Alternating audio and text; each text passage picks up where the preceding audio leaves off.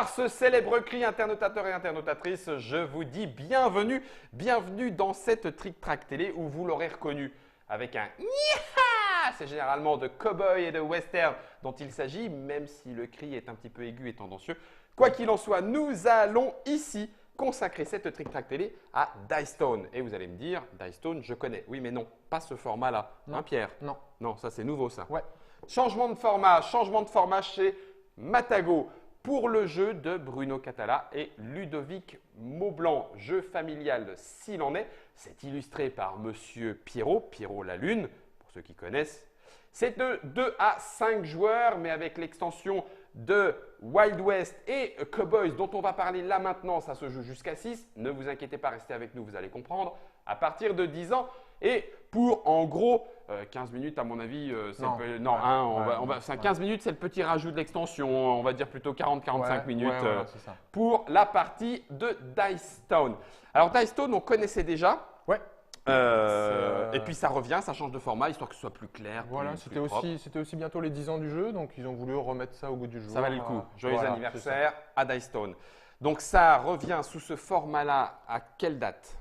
Il est déjà là. Il est déjà présent. Nous sommes en juin 2017. Vous pouvez donc à partir de maintenant trouver d'ores et déjà, sauf si vous regardez l'émission en 2035 peut-être, cette boîte dans toutes les bonnes boutiques. En tout cas, c'est ce que je lui souhaite d'aller au moins jusqu'en 2035. Oh oui, au moins. Et puis, la nouveauté, la vraie de nouveauté, c'est Cowboys. Cowboys. Voilà. L'extension qui va nous permettre de jouer un petit peu avec les vaches et c'est ce dont nous allons parler puisqu'elles sont là, nos petites vaches. Je vais quand même, pour être complet, montrer la boîte qui permet réellement de jouer jusqu'à 6. Donc, c'est pour ça qu'on va être clair. La boîte de base de 5. Avec Wild West, 6e joueur. Et du coup, Cowboy contient tout ce qu'il faut pour y jouer, y compris jusqu'à 6 joueurs avec le Wild West. On peut simplement avoir le Cowboys Dicestone, Dicestone Wild West, Dicestone Wild West Cowboy, sans aucun problème. Ça supporte. Ça, c'est début juin, donc c'est pareil, c'est tout maintenant, c'est dispo. Donc, on peut avoir la totale. Je vais mettre celle-là dans le devers de Trick Track. C'est ici que ça s'arrête à Brokeback Mountain. Je dis ça en référence au chat puisque bien évidemment nous sommes en live et que là ça tatane bien. Quand on est abonné, on peut écrire et lire toutes leurs bêtises. Du coup, Pierre, je te laisse la parole. Je vais me calmer un petit peu. On va faire en premier lieu quelles sont les évolutions parce qu'il y a eu quand même quelques petits changements. Mais ceux qui ont l'ancienne version peuvent se mettre au goût du jour fastoche. Ouais. Ok, ça roule. Je vais juste vous montrer, moi, une petite chose. Ce sont les dés, parce que les dés, eux aussi, ça, c'est la première. Ils ont changé. Premier petit changement, c'est. Ce sont des dés exprès Dicestone. Voilà, exactement. Avant, c'était des dés classiques poker. Et là, les têtes ont été redessinées par Pierrot. Je suis un tout petit peu déçu. Pierrot, il n'a pas redessiné les piques et les cœurs. Ça ressemble vraiment à des piques et des cœurs. Ah ouais. Il n'y avait peut-être pas moyen de faire autrement. C'est un peu difficile, ouais. Le mec pas chiant déjà, de base.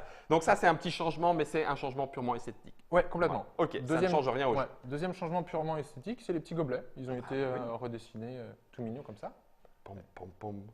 Qu'on peut colorier avec une frise et tout, si on veut la mettre en couleur et tout. Dicestone en doré, tout ça. Enfin, il y a des artistes dans les joueurs, donc ils se débrouilleront.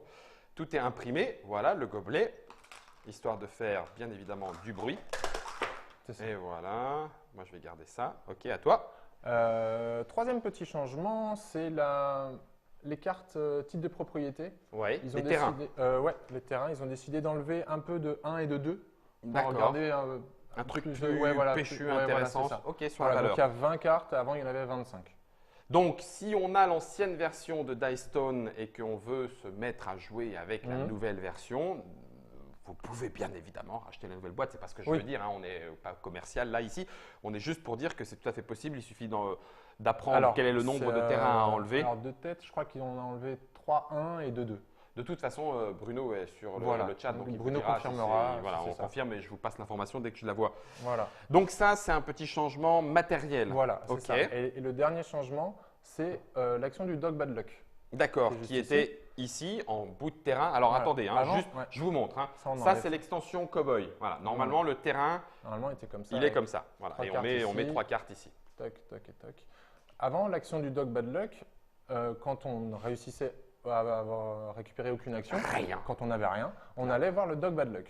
Et du coup, par rapport au dé qu'on avait, on pouvait choisir une action que le Dog Bad Luck proposait. Voilà. Ok. Et du coup, c'était par rapport au dé que j'avais moi. Et ils ont souhaité changer ça en plaçant 2 petites cartes ici, un petit deck de cartes. D'accord, Bad Luck a ses propres actions. Bad Luck a ses cartes là-bas. Et les gars, juste pour vous dire, thématiquement, c'est quand même assez excellent, même pour les lecteurs de Lucky Luke. C'est tous ces charlatans qui vendaient de longue vie, des potions à la con, qui généralement soignent la chute des cheveux et redonnent la vigueur à votre jument. Et ben, c'est exactement le thème qui a été choisi. Ça colle encore plus du coup à la thématique du Dog Bad Luck. Et donc, celui qui n'a rien, il choisit une des deux. Voilà, il choisit une des deux et puis il fait l'action associée. Donc, qui est des actions qui vont reprendre les actions qu'on avait dans le Dog Bad Luck d'avant. D'accord. Voilà.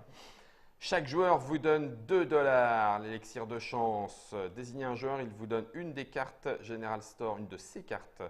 Prenez la première carte General Store de la pioche. Il vous donne une de ses cartes titre de propriété. Ah, c'est bien, comme il y a moins de 1 maintenant, on va voler plus facilement. On va voler plus facilement du 3, du 4. Chaque joueur vous donne une pépite. Vous prenez l'étoile du shérif et vous devenez shérif. Et posez 2 de vos terrains face visite devant vous. Ils ne peuvent plus être volés. Ça, ce sont les nouveautés. Entre guillemets, maintenant, Dog Bad Luck ne propose plus des actions en fonction de ses dés, mais en fonction de ses cartes. Exactement. Ok, alors ça du coup, est-ce que quelqu'un qui n'a pas la nouvelle version, est-ce que lui il peut entre guillemets se fabriquer ses cartes ou alors est-ce que le deck sera à part? On demandera à Hicham. Oui, voilà. On demandera à Hicham. Ça sera beaucoup plus simple. Du coup, maintenant par contre, Pierre, si tu le veux bien, on va s'attarder sur l'extension Cowboy. Donc, on va enlever les titres de propriété puisqu'il y a un petit plateau en plus. Et ce petit plateau en plus vient recouvrir la grande plaine et le troupeau de vaches qui nous attend. C'est ça. Du coup, ils y étaient les Indiens dans l'ancien plateau? Je peux vérifier. Je me demande, il faudrait que je regarde. Je vois les Indiens avec le signaux de fumée. Pierrot a dû retravailler. On peut même jouer avec l'extension et le dé indien, tout ça. Bref, à vous de jouer. C'est le jeu des 7, non pas des 7 erreurs, mais des 7 différences. Bon, Cowboy, allez. Alors, Cowboy, tout d'abord, on met ce petit plateau ici et on s'aperçoit tout de suite qu'on va cacher les cartes propriétés qu'on gagnait grâce au Ten Hall. Tout simplement, maintenant, celui qui a la meilleure combinaison de poker va donc faire l'action du Ten Hall qui consistera à récupérer une carte titre de propriété, celle qui est visible en haut. Ah, pas de bol, il y en a qui ne vont pas beaucoup se battre là. Voilà, là effectivement, au début, non. En sachant qu'avant, on en gagnait plus en fonction des as qu'on avait. Tout à fait. Les as nous permettaient d'en avoir davantage. Et juste pour rappel, ceux qui ne connaissent pas forcément les combinaisons de poker, elles sont résumées au dos des cartes propriétés. Ça permet justement de s'y retrouver assez facilement. Complètement. Et du coup, maintenant, ces as, qui ne servent à plus rien au Ten Hall, ils vont faire une nouvelle action. D'accord. Pour eux. Donc, celui qui aura le plus d'as… Celui du terrain. Voilà. Ok. Celui qui aura le plus d'as aura une possibilité entre voler des vaches. Ici dans un premier temps, et quand il n'y en aura plus là, aux autres joueurs. Donc, soit voler des vaches, soit recruter un cow-boy. D'accord. Nouvelle carte, nouveau type de carte qui est ici présent dans l'extension. Le dos cow-boy et le verso. Il y a 4 cow-boys différents. 4 types de cow-boys. En fonction des symboles de cartes. Lorsque vous volez des vaches, vous volez une vache supplémentaire. Lorsque vous exploitez la mine d'or, vous gagnez une pépite supplémentaire. Ok. Pique, cœur, carreau et trèfle. Braquez la banque. Et pour terminer, Calamity Jane. Lorsqu'un adversaire vous dépouille au saloon, l'adversaire pioche une carte en moins de votre main. Ça permet de se protéger des voleurs du saloon. Imaginons que je pourrais en avoir plusieurs. Donc, si j'ai 2 Calamity Jane, et si toi tu as fait 2 dames… Tu peux les jouer bing bim alors en et fait, tu me piques rien. C'est des pouvoirs permanents. Donc elles sont posées devant moi. Donc moi, ça me protège d'un certain nombre. C'est le cas de le dire. Voilà. Ça te protège de façon permanente. Voilà, les cartes sont devant moi et je les utiliserai à chaque… Tiens, ça c'était billet. Oui, pardon. Ouais, je ne vais pas te les voler maintenant. Non, pas toutes. Salopard. Ok. Et je les ai devant moi et à chaque fois que je vais faire l'action associée à un cow-boy, j'utiliserai le pouvoir du cow-boy. C'est super bourrin alors. Je peux les stacker et puis en avoir beaucoup.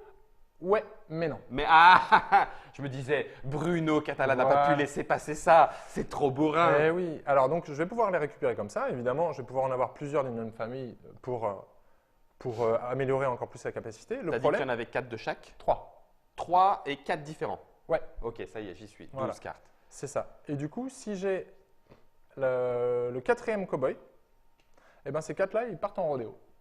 Donc, je les perds. Ah, voilà. Donc, oui, ok. mais je gagne 10 points. D'accord. La carte spéciale Rodéo qui est organisée une fois qu'on a les 4 cow-boys différents. C'est automatiquement et je perds les cow-boys qui vont avec. Par contre, je me fais 10 points de plus. Exactement. Quand je fais des as, donc alors, je vais ici. Je vais revenir dessus. Donc j'ai le choix entre piquer des vaches. Ouais, donc ici, quand autant de vaches que j'ai fait d'as. D'accord. Donc alors je recommence. Celui qui a le plus d'as fait l'action. C'est ça.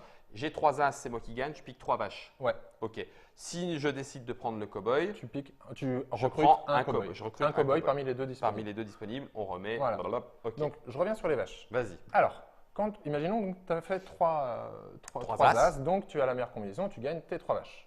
Youpla. Ces 3 vaches-là, elles vont constituer ton troupeau. Attends, je veux la troisième. Ah oui. C'est bon. C'est bon, ça y est, j'ai trouvé les 3. Oui, j'ai trouvé les 3. Celle qui a la tête sur le côté, celle qui broute et celle qui sont trop mignonnes. Ça me fait trop rire. En fait, c'est juste pour jouer avec. C'est le mec qui est habitué au Kinder. Ok, donc j'ai mes 3 vaches. Donc tu as les 3 vaches. Ça constitue ton troupeau. Ouais. Et du coup, celui qui aura le plus gros troupeau à la fin de la partie, il va gagner 10 points de victoire. Ok. Voilà. En sachant que ces vaches-là, c'est énorme. Hop, tu vas également avoir des titres de propriété en cours de partie. Ouais. Tu vas pouvoir envoyer tes vaches sur des titres de propriété. Dans ce cas-là, tu vas poser, les titres de propriété sont normalement cachés et volables, on peut les voler. Oui, ça fait partie des choses. Voilà. Du coup, si j'ai un titre de propriété de 2, je peux mettre 2 vaches dessus. Et elles paissent tranquillement. Voilà. Ça apporte le titre de propriété est à moi, on ne peut plus me voler. C'est comme les fils de barbelé. D'accord. Les vaches sont dessus, on ne pourra pas me les voler. Ok. Elles ne sont plus considérées comme dans mon troupeau. Ah, donc voilà. Là, j'ai plus qu'un troupeau de 1 ? Ouais.